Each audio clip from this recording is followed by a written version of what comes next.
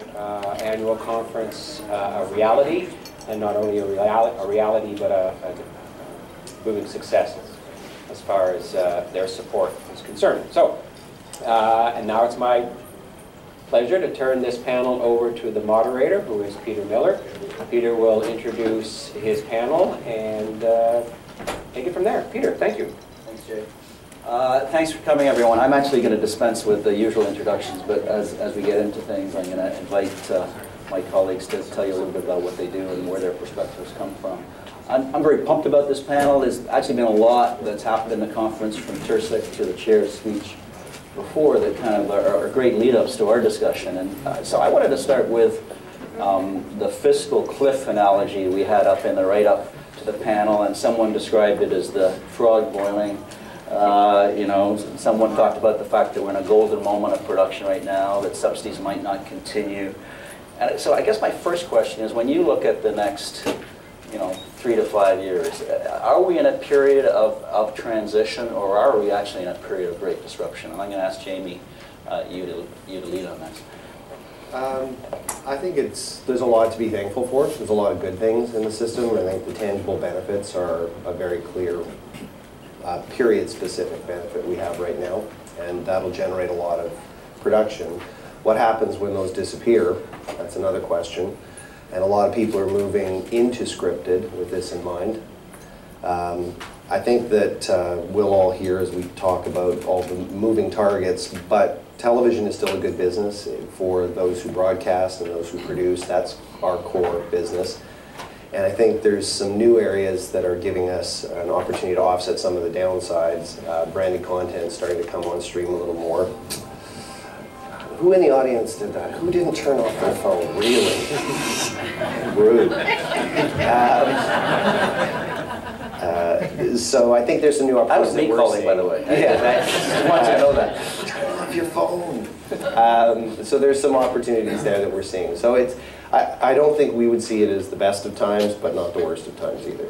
I'd add to that. I think we're clearly in a time of disruption. If you look at what's happened with the music industry, with the newspaper industry, there's no denying that disruption's happening. The question is, what can be learned from that which happened before us, and make the adjustments. The newspaper industry is in a significant decline, but it's nothing compared to the absolute decimation that happened with the music industry, because things were learned, and hopefully the TV industry can learn from those two experiences. I'm one of the Luddites in the world that I stick with feature films at the moment.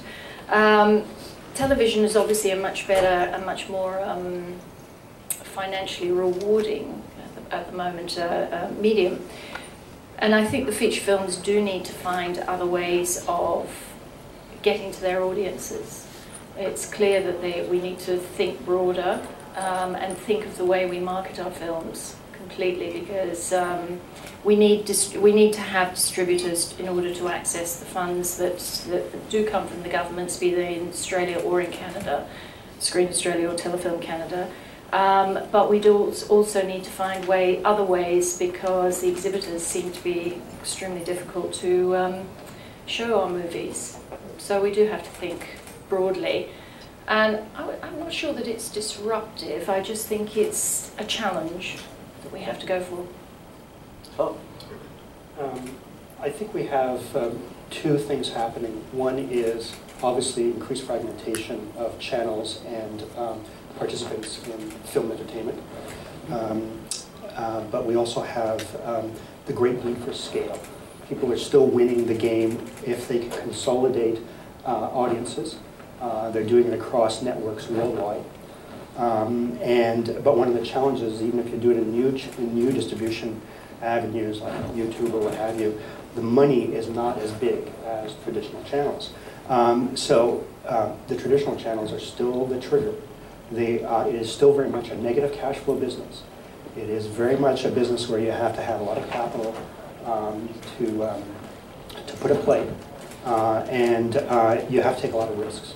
And the only way to win it at scale, I think, is be international, but also partner up with new players across the board. Some of the things were said this morning by CRTC Commissioner about big data, the chair. Yeah, sorry, the chair. And that in itself is interesting because some of the players are playing with very, very big data. And being expert in that space is increasingly important. Okay, so I count that as 1 vote for disruption, 2 votes for sort of more of a transition, and 1 kind of a little bit of both. So, but I'm going to jump into international because whether you're more on the disruption side or the just gradual change side, I think everyone would agree that international, be it through treaty co-productions, the chair mentioned co-ventures this morning, pre-sales, whatever, international has to take on a bigger and bigger part, and the numbers show it. The numbers show that international already is taking on a bigger role, and you make the comment on scale. Now, you're very much into that, Jamie. What's your sense of where that's going? Where do you have to go as a company to take advantage of it? Well, I think there are some companies other than ours that have done a really good job. I mean, the back end and international sales have always been part of it and will continue to be part, but if you look at what E1's done with their LA office and bringing US networks into the mix earlier on, that whole development, the Flashpoints and other shows have done so well and have a different kind of finance model. I think that's a great opportunity, and that will continue. And the second thing is companies, I shouldn't be mentioning all my competitors, but companies like Cineflex that have really invested heavily in the UK and been able to pre-sell shows there, hiring people who have currency there as well, not just kind of flying into these markets and showing up for 3 days and shaking hands with all the nice people there and then disappearing, which we've done off and on for a very long time and not had a lot of success in really landing shows. They created a model that I think works better, but you do need, as you were speaking, Claude, to scale. You need to be able to amortize that kind of cost. It's not cheap to open up an office in London or to hire someone who has that skill set. So how do you do it when you're a smaller company? Want to add to that? Well, I mean, some players are getting scale. They're getting scale at lower revenue points. There are players who are entering new production methods, new series types, not that old formats, parody sci-fi or something like that, Corey Vidal on YouTube, and they grow their audience and they get scale. Or they join a group like Machinima and they get scale in YouTube internationally. But again, the dollars aren't immense. And that remains, I would say, a major challenge. And it's a challenge, I think, for new players that want to be in the space, like in YouTube, that has started commissioning, but doesn't really understand the business that well. Give us an idea of what scale means. Gary Rivera said we need ultimately 3 or 4 production companies. Now, I'm not sure that everyone in the room would agree with that, unless they're going to be one of those 3 or 4. But so, I mean, is there a kind of number? You said there should be a few bigger ones. I like twisting Gary's words. It's more interesting that way. But I mean, is there a sort of revenue threshold as a production company that you can take that risk, that you can have someone in LA, somewhere in London? Like, is there a magic number, or is it just not that simple? Certainly not that simple. I don't think it would be that simple. But I did want to jump into on what Claude's saying. We tried to build out into the YouTube space a little bit. We have a commercial division. We do short form content. We thought, okay, well, there's starting to be a bit of traction in this area. It's been kind of out there, ad dollars moving to the internet, and there's money here. But as we did the research and as we started to dig in, the CPMs on YouTube are really low. And if you know how many videos there are on YouTube, how many channels there are. The 20th ranking channel on YouTube, because you're splitting the revenue 50-50, you'd make a few $100s a month on your CPM revenues, which is, I mean, if you're managing to get into that top 20, you've had phenomenal success. Now even if you're there, the numbers aren't great. I mean, I did some back of the envelope calculations on. I mean, probably one of the biggest YouTubers that's Canadian is Corey Vidal, and he has a production company called Apprentice A Productions, and he's been on YouTube for about 6 years. And you can see this is. I mean, YouTube is somewhat transparent about the numbers. I mean, he's had 66 million views. And if you put a $12 CPM or $16 CPM against that, let's say 16, that's about It's just about $1 million in gross. That's if it's entirely sold out with So $1 one million ad. for the entire 6 years? 6 years, right? And that's, Wow. And that's if it's that's assuming a $12 CPM. It's probably closer to 5. Exactly, and And we got less. and that has to be 100% sold out. Generally, it's frequency capped, so it's generally about 20% served up. So, you know, even after the split on a yearly basis, he's getting, you know, maybe just under 100,000, maybe 98,000 after the 45%. But if it was about And he's probably getting that on one show, and then all the rest kind of nothing happens. Correct, right? correct. When you look at YouTube, it's I think it's about 2 views per video. So, but if you overall, go so- higher up, if you go with the Red Bull, right? So if you look at YouTube, if you look at the top, anyone read Ad Age? Ad Age have an extremely good YouTube channel tracker, and they do weekly ratings on it, and you can do the all-time favorites. And the all-time favorites are basically all SKUs, and YouTube will tell you this. It skews 18 to 34 male. It's Red Bull, it's Machinima, it's How To, it's Extreme Sports, those kinds of things. Jay-Z. And Red Bull, just their main channel in 6 years has done 517 million views. 517 million views, right? So that's about an $8 million inventory, right? So it's at 45%, you know, their take of YouTube, it's about 760,000 a year. Now, that's, you know, that's Red Bull. Machinima is, they don't disclose their numbers, but they're doing around in the high 8 figures. So they're doing 80 to 90 million, right? That's unique. That's massive scale on YouTube at $90 million. That is not massive scale in film entertainment. So that's, for me, just to answer your in a long-winded fashion, the context, I think, of the players. One of the things you need to wrap your mind around as well is if the CPMs are so low and the money you're getting is so low, then you got to scale your production values down as well. So you can't be producing the kinds of things that everyone's used to producing in terms of, it's really very, very, the stuff that works and the stuff that Corey Bedell does is low production value stuff. And then you sort of can make some money, you know, maybe pay your rent, but that's really all you're talking about. Let's talk about the cost of production, because the conclusion I've come to is that we're almost going bifurcated. You know, that the high-end stuff where you're getting international distribution is getting more expensive, because you got to get broadcasters from around the world interested. You're not going to get a U.S. broadcaster unless it's top quality. The other end, and I don't want to say low end because that's not what I mean, but the lower cost production opportunities is where you're not going traditional. And that what may happen, particularly in the Canadian production space, is the middle may disappear. So the notion of just producing a good enough Canadian TV show for a Canadian broadcaster just disappears, because there's no reason for that anymore. Does that make sense? Well, yeah, I think there's going to be category winners at the upper end, and it's going to be just good enough at the lower end. I think, yeah, it's a good hypothesis. and in terms of cost of production, what do you see, Jamie?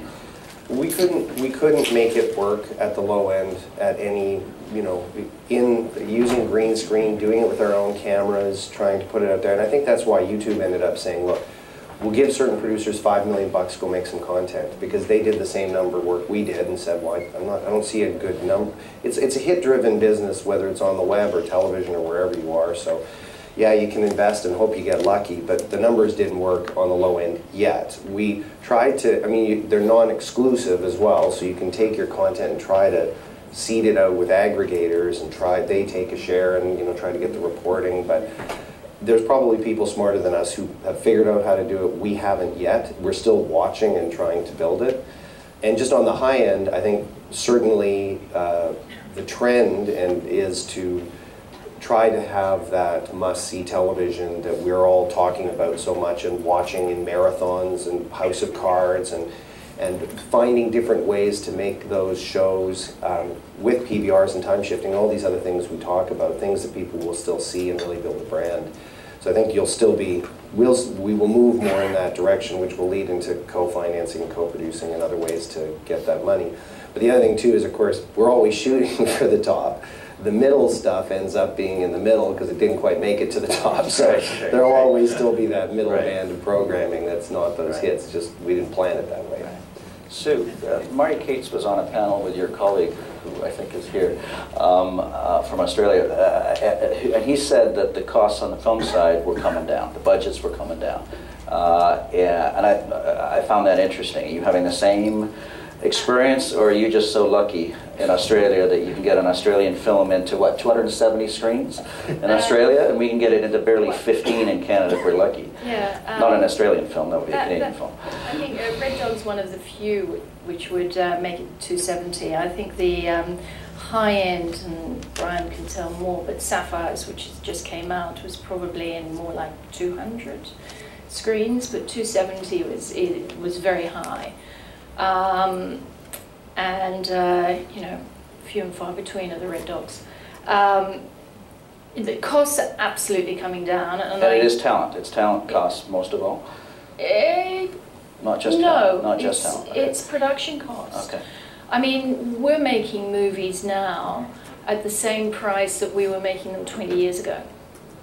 And I think the marketplace is such that you get the studio tentpole movies, but if you're in the independent world, it's the production costs come down, and as Brian said, the producers make no money out of it.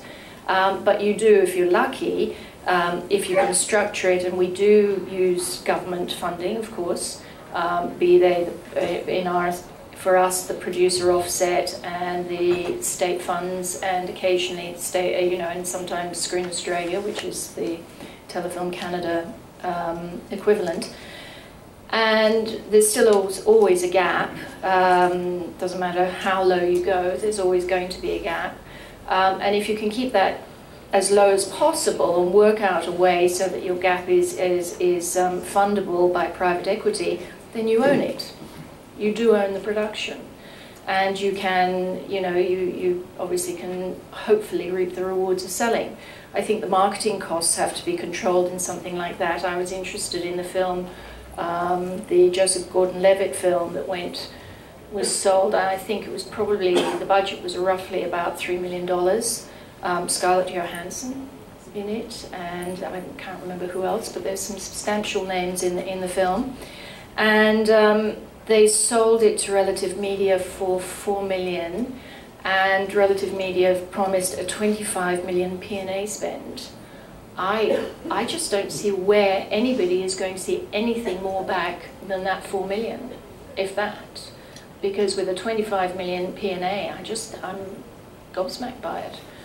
Sure. I mean, I think it's important to control costs and think about through these channels. So, when I was at Rogers, we financed and became partners with Michael Eisner's mini studio, small studio, Burgeoning, which is a digital-first studio.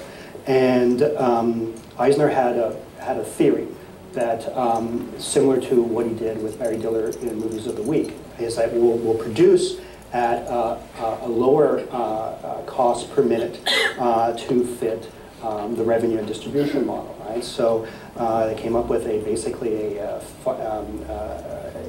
method, really a very simple method. It was a number, 600,000. Nothing should cost more than 600,000 for 90 minutes. So how can you do that? How can you do that in LA? And they were able to do it in LA because at that time, and there still is, excess capacity, lots of passion projects, and hiring outside below the threshold, the union rate, and they were shooting very fast, and that was one thing. But then, you know, they applied a model which was very similar to what everyone understands here, which is international distribution model. So either doing pre-sales, but certainly partnering up with distributors, so Content, for example, Fremantle now, and selling in international markets, territory by territory, but the business is still negative cash flow. They still needed capital for deficit financing. And that's relatively high quality productions, but there's an output deal with AOL, there's an output deal with Hulu, and so on. You can go that route, but you're going to have to find capital to do it. And pre-sales are pretty dry now. Yeah. I mean, it's rare to get. I mean, everybody says pre-sales are non-existent. I mean, it can be done, but it depends on the genre of the movie. most people is, as they say now, everything is execution dependent. Love it, love the idea, love the content, love what you're doing, show it to us when you've made it. We want it. Tell us, show it to us when we've made it. And that's what you have to battle with. So absolutely, I mean, I do think some of even the Australian producers are living in Never Never Land when I hear some of the budgets that they think that they're going to make their movies for, and I think, good luck to you if you can. Let me jump on that. I'm going to turn to Peter a bit on this about whether there's disruption. Next door, Jay Jolly, you know, some of us know, has talked about his views of a new way of producing film in terms of taking advantage of the web for pilots and exposure. And when you think about it, a business where you spend, and these are fictitious numbers, but $10,000 on a script, and then you go from that to a $15 million film. I mean, like, isn't that kind of a crazy business model? You know, that you go from this and say, okay, this is a good script, now I'll spend $15 million and see if it's any good. I mean, so this notion, at least in theory, of kind of using the power of the web and pilots or whatever, to me, at least from theory, that seems like something ripe for disruption, which is why, whether he succeeds or fails, I think what Jay Jolie speaks about is kind of interesting. Well, one comment about that. Writing is a craft. Film production is an industrial activity. So therefore, that's why the scale and costs are, you know, are slightly different. It's true that the costs of that industrial activity has gone down. And I agree with Jay Jolie's idea. I think it's a great idea to try out. And it's crowd orchestration. Right. It's leveraging crowdsourcing techniques. It has built-in PR in it. And it has potentially triggers. But again, they went and found the money, right? They found $1 million. So again, it's deficit financed to go into production. So you can do, the challenge, I think, and what they're leveraging is young, cheap labor to be able to do the trailers. The issue is, okay, if it's greenlit, how are they going to get, retain the talent, that talent, grow the talent, have the money, and then, you know, go and shoot. But they've produced a lot. There are 90 trailers that are now on CityCoo. I think that's amazing. It really is amazing, and I think it's an extremely interesting model dealing with YouTube by basically saying, oh, okay, we can actually do our own crowdsourcing.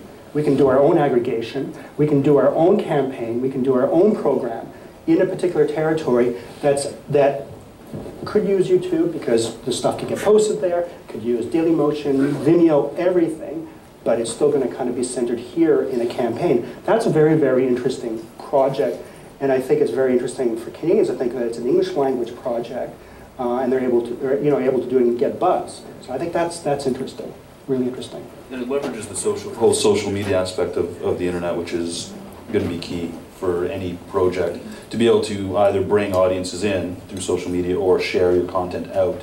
But leveraging that aspect of it is not just about tweeting something, it's about literally, and you can manufacture a viral thing. It's, people say viral is accidental. It's not accidental. Great content gets shared. Really, really exceptional content, if it gets mass distribution through traditional channels, will also be shared because it's great content.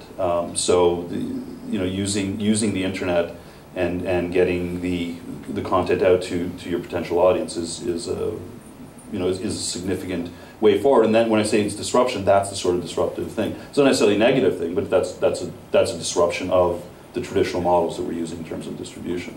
When you look at there's a great example, the BuzzFeed. They literally share all their articles, and they're now moving into video. Everything, including advertorial content, is shared. And this is the success of what they have. About 1/3 of the views they have on their content actually occurs on their site. And they do about 1.2 million views a month, and 800,000 of that is just out there. And they just, everything, including their advertising, is, you can share it on Facebook, you can share it on any number of different social networks. So that becomes a really interesting model. Can you take this content, put it somewhere, like on a singular site, and then have people just send it around the world? How you monetize that is another issue. make out of that? Well, the way these guys operate, and it's very interesting. They don't have display advertising. They don't do pre-roll on their video. What they do is the advertising is almost indiscernible from the actual content, and so you've got Virgin creating content that is exactly like the news content that they've got on their sites, and this stuff gets shared out too, and Virgin loves it, and they're paying tons of money to the BuzzFeed people, but you can't tell. You have no idea whether it's a Virgin Mobile ad or a Toyota Prius ad or legitimate editorial. You don't know. It's very, very hard to differentiate. But they're paying a lot of money to have that kind of content created, and the content creators are essentially working for the advertiser, for the marketers. The marketers, for all intents and purposes in this case, are commissioning editors. So it becomes a very, you can see how that could become, you don't need a broadcaster necessarily. You have Toyota, and you have not just Toyota, but to Claude's point earlier, you've got Red Bull and their massive audience already on YouTube and their entire database, and Red Bull's right there, and they've commissioned this thing, and now it's sent out to Red Bull's database, and it's gone viral, and you got a guy jumping out of a ship, out of the stratosphere. I mean, it's just incredible what can happen with that. That is a very important trend that's occurred in the space. Brands going direct with audience engaging content. And it's been happening for a while. Kraft, for example, has the largest recipe website in the English language. And that basically, what does that disintermediate? The Food Network, Epicurious, Reader's Digest, all that. So that's a brand going direct and creating audience. They did that a long time ago. That was the first generation of the web. We have seen brands go direct to audiences with film entertainment, BMW Films. It happened a long time ago. Most recently, Labatt's, beer companies do it a lot, and so do the liquor companies.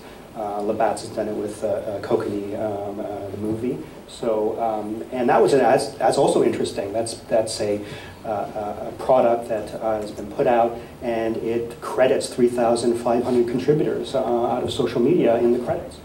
So the brands are going direct. Now, where do producers play in there? Traditionally, okay, can you do service production there? Is it going to be the ad agency that's going to do it? But it's going to be service fees. But can you actually capture some of the IP and possibly have some of the characters roll out to your own ownership? Is that possible? So you have to talk to the brands about that, and that's tough to do. They do have money, but it is actually, in terms of dealing with brands direct, it is a tough play. You have you're navigating the agencies, you're navigating the CMO, and so on. It's not an easy play. And also, a lot of the performers, the actors, have in their contracts what they will and what won't advertise. And so, if you're trying to use, well-known names on the screen, there are issues about that of merchandising. And suddenly you open up a whole new ballgame, and suddenly your costs escalate in certain areas. It's an interesting area, and Jane, I'd like you to comment, because in a sense, broadcasters look pretty good if your alternative is to deal with agencies, because I would agree. I mean, and also just I would imagine for a lot of producers that are in it because of what they produce and the pride in what they produce. Suddenly, doing a BMW movie, I really want to mention it. That's not why I got in this business. Ang Lee did it. Well, we've had successes and we've had experiences that would be in line with what you're saying with the agencies, but what we're experiencing in our branded content division is allowing us to take our core competency, which is content creation and telling stories, and move out of 30-second spots and do longer form storytelling that is in line with the brand's message. So they actually came to us, one of the banks came to us we do some finance programming and lifestyle, and came to us and said, we really like the way you deal with family finance issues. Could you create a 30-minute, 22-minute, half-hour television show that would communicate some brand values we have in the same way you make your television show? And the nice thing about it was they fund the whole thing. They moved very quickly. They didn't quibble about the budget very much because they're used to different kind of scale on some of their things. And that was encouraging. We're also seeing, I'm sure many people in this room have experienced it, that there were kind of silos within the broadcasters, with those who were dealing with ad sales and those who were dealing with web, and then the TV commissioners. And it wasn't always helpful if you came to them and said, by the way, you know, GM's interested, can we bring some money to the table? But Recipe to Riches and other shows like Top Chef, I think have really done financially well for those channels by bringing that added level in.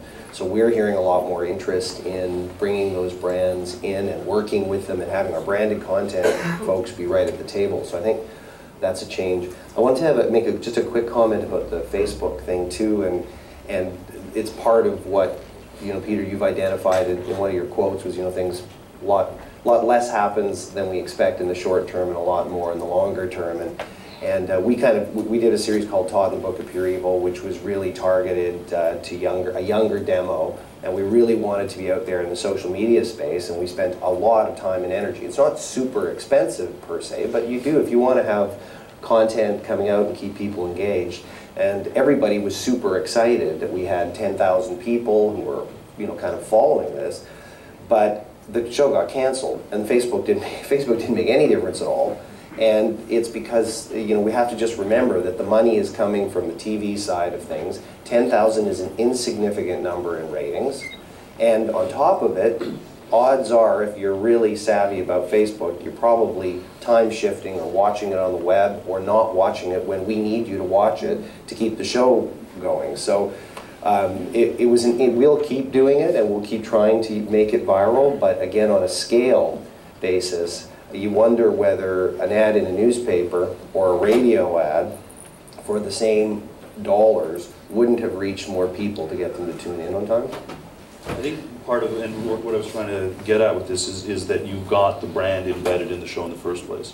So you're not counting on, you know, selling ad time around the show. It doesn't matter where the show is being watched. What you're actually measuring is the total scale of where this thing's been sent through social media, and you've got the Red Bull right in at the beginning of the show, and that's how this thing works. If you've got a brand embedded in the show, and you've completely sold your soul to this you know, the CMO of whatever company, and you produce the show that they want, whatever that show is, then that thing gets, if there's a way to measure that as it goes across all the social networks, you go back to your you know, the person who commissioned in the first place and go, look, like all these people watch the show, and we can prove to you that you know, it was watched for this amount of time or whatever, but you need the brand embedded in the show at the beginning, because it's not going to be about commercial time. It's going to be about, that is the commercial. Brands do that. I mean, if you're in consumer packaged goods, for example, and beverages, the marketers are extremely sophisticated with analytics, and they know that there's such a thing as owned media, and there's earned media, and there's paid media. And they'll do owned media activity, which could be in social media, and they'll measure it. They'll measure it by putting CPMs against the impressions and do an ROI on that. That is often good enough for them.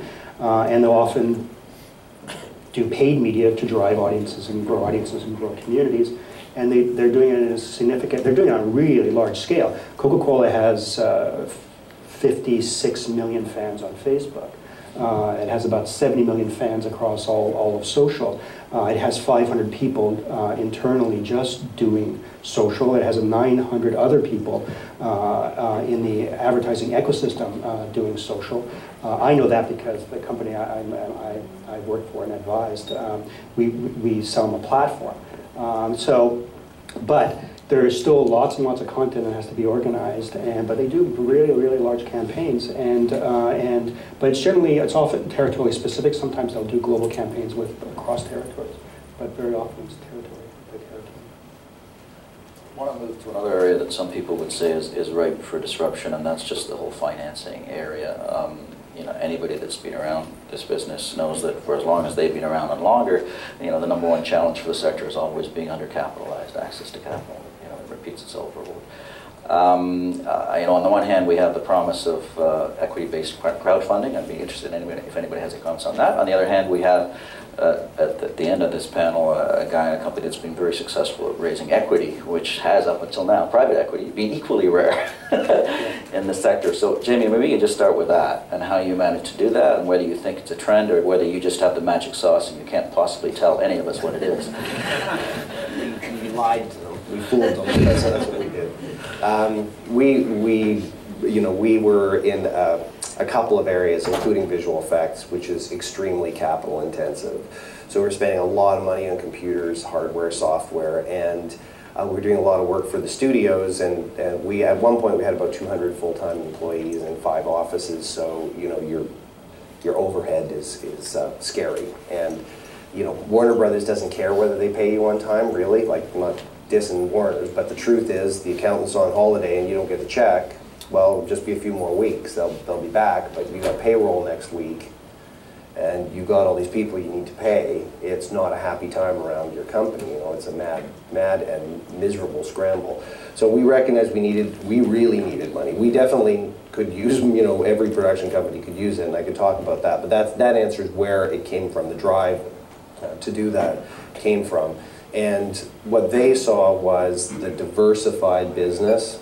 They liked the fact we were doing TV commercials and visual effects and TV and film, and that the revenue cycles for each was different. So it was a bit of a spot in time. It's not necessarily that you couldn't raise it, but one of the broadcast execs last week in Toronto said, well, I don't understand why you guys just don't capitalize yourself and go and get some money, grow your business. To an extent, fair enough, but the problem is, if you look at a production company's basic financial model and performance, it sucks. It's bad business is maybe too strong a way to put it, but they look at it and they go, well, there's a lot better businesses we could put our money into. And we're very hit driven, and nobody knows where that hit's going to come from. And of course, if you've got Bob the Builder coming up and you don't know it, but it's going to arrive next week, sure, they're going to have a fantastic investment. But you certainly can't tell anyone, well, we make this chip, it's twice as fast, it's half the cost. It's objectively measurable. This is what our product is, and this is why we think we're going to move into this size market and dominate. We have some objective. I can say I've got great people and I've got great writers, I've got great scripts, but there's an awful lot of subjectivity. So it's very tricky. And just a quick note on the crowdsourcing, which I think is a really interesting opportunity, but we need to get our securities law issues sorted out. It's provincial in Canada, so you've got different securities commissions, and they need to get their head around all of this to protect investors. But I think it would be fantastic. Again, back to Todd, when it wasn't renewed, we knew we had a big community, and one of the things we really wanted to explore was going to our grassroots and see if we could raise enough to do a TV movie to wrap it up, maybe something less expensive, a lower cost animated project. We just love the show so much and wanted to do more. But it wasn't quite available here yet. Just on the process, before Claude speaks to the topic, OSC, the Ontario Securities Commission, has a consultation. The comments are today. I believe CNPA is filing just on an equity-based exemption, which if they move on, we actually could have it in Canada before the Jobs Act and the equivalent in the US happens, because that's really got bogged down. Any, your views on whether it's a good idea or not? I think it's an interesting idea, it's part of something I think producers need to look at overall, with just looking at the startup space and what the startup space is doing and how they're financing themselves. That's very important. I would suggest all producers that if you're in Vancouver or if you're in Toronto or if you're in Montreal or even in Halifax and so on, I mean, just hook up with the incubators and the accelerators and go and see how some of these young entrepreneurs are thinking about product development, thinking about audiences. Really, they view it as users. That, I think, is really interesting. For more on the crowdsourcing, I would read the CMF paper, which is pretty good. But if you really want to, the good thing about the space is that the space actually does tell you a lot of data of what goes on as well. So Indiegogo and so on, but certainly Kickstarter, which is the category leader, has a lot of data, and it's cross-tabulated data. And there's some interesting numbers. Since they started, they've done 84,000 projects that have been listed, but only 35,000 have been fully financed. That's a 50% failure rate. But a lot of donations, and they use the term donations. Right? So because it's often not crowdfunding, it's actually crowd giving. Right. Crowd equity funding is virtually non-existent. But the total donations since 2009 has been $470 million, which is not insignificant dough. You know, that's a lot. I heard a number of $3 billion worldwide for crowdfunding by the end of this year. Correct. I mean, it's been very product focused and very startup focused, and the biggest success was the Pebble watch that got $10 million. Right. In filmed entertainment, most of what really works well has been gaming. Either making games like Double Fine Adventure got $3.3 million, or the top Canadian player in film entertainment and gaming on Indiegogo was Pure Ownage, the movie, for $211,000. That's good. So a couple of other stats that Kickstarter had, and 17 of their films that they financed were at Sundance this year. Kickstarter is great with the stats. The fact that they put so much of that. If you've never looked at it, go to the Kickstarter stats. Really, it's actually amazing how much they disclose. And I don't think any of the other crowdfunding portals disclose as much, or at least in the same way. In fact, I think CMF and Telefilm should have those kinds of numbers. Way more data, and you can cross-tabulate this stuff. The top film entertainment projects I saw, though, is Freddie Wong's Video Game High School Season 2, 808,000 with 10,000 backers. On a 1 to 10 ratio, though, for Canada, that would be like 80,000. And this number 2 was the Goon Zombies Monsters animation film for 441,000. So again, you can see, crowdsourcing similar to YouTube. It's geeky boys. But not a bad market to go after, but there's only so many 18 to 34-year-old geeky boys. So I have an idea I want to throw out, and I want Malcolm Dunlop to respond. So I'm going to get the mic to go around to Malcolm. And before I throw out my idea, I just want to read something. This was in the New York Times, I guess, last week, and some of you may have read it. It was about pilots in Amazon. Let me just read it to you. Amazon is making pilot episodes for at least 6 comedies. And of course I just lost it. For at least 6 comedies and 5 children's shows, with more to be announced soon. Sometime this spring, it will put the episodes on its Amazon Prime instant video service and ask its customers which ones they like, then order full seasons of some of them. Now, I mention that because obviously in Canada we've never had the luxury of pilots. But going back to my comment about movies, badly described, in television, why wouldn't we find a way, if some producer wanted to do, I don't know, the latest youth TV series, the next Degrassi, why they wouldn't seed it out there, work with Rogers, go out there with social media. All the kids shoot video, all the kids can do all this stuff. But actually, and you do 3 things. You end up getting better content, you end up testing that content, and you end up engaging with your potential audience, so by the time you actually shoot it, you've got a market. Dunlop, is that a good idea? Malcolm, is that a good idea or a bad idea? I think it's a good idea. I think one of the things we've done, and it's sort of like that, is with the show Seed. We decided before it launched that we would put it online for a week and do a preview, and it actually quite interesting. We did it with 2 American shows before. We did it with Ben and Kate and I can't remember the other one, but it was interesting that Seed actually had so many more people watching it in preview than the American series. And I just think what you're saying, Peter, is really, we do have to engage in this sort of all the opportunities, and if somebody does something like that, there's tons of people saying that this is great content. I think you're right. It gives us more of an incentive to fund it and to say, yeah, we should put this into series, or we should develop it, or do this and that. So I think it's a great idea, and I think more and more people will start doing that. So, go shoot. Yeah. Just, the trailer idea and kind of seeding people to come to your show. I mean, that has to be done so well. It didn't surprise me that Jack the Giant Killer bombed. I thought the trailer was terrible, and I thought, oh, who wants to see that? And there is a danger that if you go out with your idea without hiring great writers, without hiring the people who can actually, because you can't, you're trying to do it on a low, you're going to spoil your concept. People are going to look at it and go, that kind of looks crappy. That's not really that good. And you're like, oh, but don't worry. Once I have some money, once I can hire great people, once I can shoot it properly, it's going to be amazing. But it's too late. You've got your window to pitch it. Now, I think, speaking to what you'd said earlier, we, certainly in unscripted, we've gone from kind of paper pitching to little clips of the talent we might show now to doing more demos and sizzles that are more along the line of what you're talking about, a proof of concept, and doing that at a lower cost on the web more often and trying to find ways to better communicate your idea.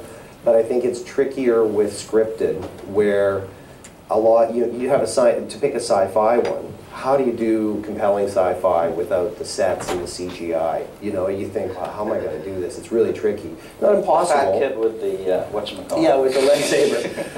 It's not impossible, and I think it's worth going there, but you also, you know, we whenever we pitch, we're trying to balance how polished and packaged and great it looks to really try to get the yes, versus, wow, we spent a lot of money and a lot of time on something that nobody wanted, and you think well, maybe should have pitched it sooner as a concept. For us, there isn't a single right answer, but just kind of generating a lot of content on the web, I don't think that's going to sell a lot of shows. I agree. I think that the pitching process that's even in the feature film world is massive now, and the amount of work and time and cost that you have to do to pitch a project in order to get, you know, to start getting even the sales agents interested. It's a huge cost. I think we've now even got a program in Screen Australia which is for development for pitching materials, which they will help fund. Okay, well, I want to spend the last 10 minutes on the disruption side, because of course we knew what was going to disrupt. We'd all be not sitting here, we'd be doing it and making lots of money, or about to go public or whatever. But so it's very hard to imagine what the disruption is, but it is easy to play with the edges and just say, well, okay, we're going to lose, broadcast revenue is going to be stable, maybe go down a little bit, so all we got to do is make up that little other bit and then we'll be fine. So where is the disruption? If you can't tell what it is, where is it going to come from? Because just to add a bit of context, we're not the music industry. We never were in the physical product distribution business. We're in film and TV content, and what's remarkable, I think, is how much the web has worked its way around the format of the programming we have all historically produced, rather than changed that format. So maybe it won't be massively disrupted, but then maybe it will. So let's just talk about disruption. Where could more disruption go? And I'm going to ask Mark Bishop to come up with some ideas too, because I'm sure he has lots of good ideas. Well, I think disruption is going to come with everyone's talking about it, with new players coming into the marketplace as exhibitors. You mentioned Amazon. Amazon is hiring in Canada to tool up. Amazon Prime will come. I think the point yesterday made by Robert Tershik as well, which I thought was absolutely brilliant, is the inability for traditional media outlets and sort of the new media outlets, as they're trying to figure out what their roles are. Into the middle, he had that big arrow that said piracy, and I think that, to me, that was a very, very clear, concise example of exactly what we're talking about. That's a massive disruption being created by digital media against traditional media, but it's not. These guys aren't doing it. It's these guys that are doing it, right? And that becomes possibly the biggest threat of all. And that is the threat that faced the music industry. It's the exact same threat. And opportunity. And opportunity. Yeah, absolutely. I mean, I think part of the challenge is how do old and new media work together, right? Because I think when you talk about Netflix, you talk about House of Cards as an example, right? It comes out, everyone says they can never sustain this because it's too expensive, but oh my gosh, look at all that product placement they did. Okay, well that's an interesting model, well of course, so that's fine. And then what do they come up with 2 weeks ago? Of course, that now Sony Pictures International is handling the international sales, and they're selling that series to broadcasters, traditional broadcasters, in countries where they have no plans to launch Netflix in the next 12 to 18 months. So they're going back to relying on a very traditional model. So you see, as forward-thinking as they're still relying on that. But at the same time, you look at Amazon, and we were at Amazon Studios last week, And they have no intention of wanting to work with Canadian broadcasters. They're quite happy to take worldwide rights. They are investing quite a bit of money in these pilots that they're looking to do. And while they think it's interesting, and maybe in a couple of years they could talk about exploring it, they're not interested in finding an opportunity to share with other broadcasters because they are the broadcaster and they're willing to pay what's required to have premium exclusive content. Now, how long that lasts remains to be seen, but it does really disrupt and change our model. So I think as producers we have to look at, are there those opportunities? Can we build bridges and find those opportunities? But there may be times where these other partners aren't interested in broadcast. And the important point about Amazon and Netflix is how data-driven they are. And they might say, yes, they're going to select by, but they're going to look at them, they're going to seriously look at metrics, and they know everything. So I know many of you have probably read about Netflix, how House of Cards was chosen, but because it was chosen, for anyone, has anyone ever seen the originals? The original, I mean, it was Sir Ian Richardson, most brilliant, so if you guys can see it, it's a really, really great series. It's on Netflix. It's on Netflix. So basically they saw high usage on Netflix. They saw high correlation to getting films and product that Kevin Spacey was in. High correlation with Fincher's as well, and they put it together. That we know because they've said that, but we actually don't know how it's performed inside because they won't tell. And there's a Ted Sarandos has famously said he doesn't tell Kevin Spacey how House of Cards is doing at all. And that's actually going to be both. There's an opportunity in terms of data mining but it's something new for producers to figure out. And some of it can be opaque because for these companies, Amazon and Netflix, which come out of the tech space, their view is their value is their proprietary data set. That is their value for many of these companies. Amazon is a data company. It's not a distributor, it is a data company. Same thing with Netflix. That's how they view it, and it's about managing crowds, and it's about managing people, and it's about getting very, very, very granular. I mean, Amazon is the most amazing platform I've experienced. Right? So there's a story of a guy who was doing a critical review of a show that was on Amazon Prime. He kept on stopping and starting the show. Right? He got an email right after he finished from Amazon saying, "Oh, we detected that you likely had problems with your streaming. Here's a free review." Now that is data. That is data which no distributor, no platform in Canada has. That is disruptive. That is significantly disruptive and very impressive and scary. And I don't, forgive me for not knowing this, but how good are our broadcasters? Because I mean, I imagine some data is available, probably not in the depth that Netflix does. But do we get any kind of data out of our traditional broadcasters that is helpful? You mean producers? Yeah. Well, does anybody is there data mining happening in the broadcast industry? Not online, but do you guys get any? What do you mean, TVB data? You mean beyond TVB? Yeah, data? like the kind of data we're talking about here. In terms of the issue of set box data. Do you want to talk to that, Susan? And is it available to producers? Like, is that sort of stuff?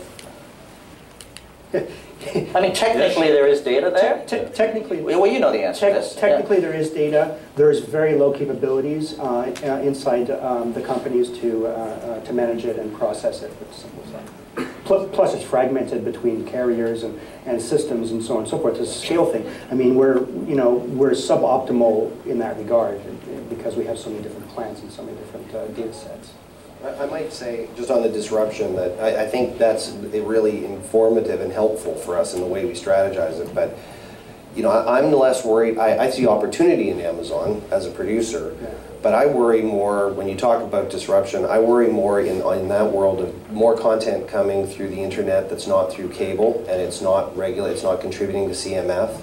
It's making money for those who are charging for the data, but it's going to affect the cable company's subscriber revenues, and that's a big driver for the health of our buyers. That could be quite disruptive. And then the second thing at a very high level is, reading in the Globe and Mail today about Alberta and the big cuts and the economy, and You know, if we have a setback and things are kind of looking better, you know, EU seems to be stable. The US still has massive, massive debt they haven't got a handle on. And if the Canadian government were in a bind and needed to cut and they're committed to it, what would an elimination of a tax credit or a significant reduction in CMF funding, I mean, you want to talk about disruptive. What Amazon's doing or Netflix is doing is going to be nothing compared to get rid of the CMF. Wow, that would be hugely, hugely disruptive for this industry and shake out a lot of players. Anybody got any comments or questions on disruption? Any thoughts? No? So the last area I wanted to pursue with you is, in a sense, back to our roots as an industry in Canada, and that's the whole cultural aspect of it. And there's a couple of ways you can look at it. You know, by virtue of regulation, by virtue of the broadcasting system, we have achieved a very high level of consumption of Canadian content, not just spending on Canadian content, consumption. So you know, depending on the numbers you look at, that level of viewing the Canadian programming has been in the 25–30% range across the system. TV, not film. Sorry, I beg your pardon, TV, yes, that's absolutely, I'm talking about TV. And obviously, as the world evolves, it's probably unlikely that we would continue to maintain that kind of exposure in our own market. But presumably the promise is we get more and more exposure internationally. So if you imagine a world where we've traded off 25% or 30% TV exposure for 5% global exposure, what does that mean for Canadian culture? Is it a good thing? Does it actually completely change how we look at it, or is it irrelevant? I don't worry about Canadian culture, I worry about Canadian economics. So you can care less. Okay, you need to jump in now. You know, because you don't have the economics, you ain't going to have the culture. I mean, it's going to be craft-based. And if it's craft-based, it's more like music, right? It's not going to be industrial. Anybody else going to take that one? Yeah, a lot.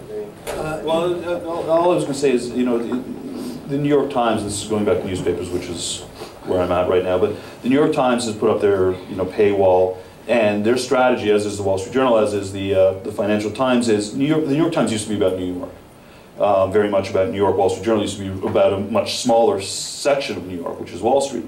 Both these companies, in order to monetize their paywall, have given up their local perspective and are going completely international. That's the only way they're going to succeed with their paywall. They're going to drive audiences from Asia and from Europe and from South America and wherever they can to the New York Times. They're going to facilitate whatever information these people need, and that's how they're going to succeed in business. So it's still the New York Times, and it's still got the New York section. You know, there's still a city section. You know, it's still a New York perspective, I guess, but they're not going to make it. Their paywall, just with a bunch of New Yorkers paying money, is going to be a failed business model. And as a journalist, do you think that makes them a better newspaper when you look at the product? It makes them. It's an excellent read. It's a good. You know, I think the Wall Street Journal is excellent. You know, if the Toronto Star did that, coming from Toronto, you know, whether I read Toronto Star or not. Fourth largest city in North America. It is.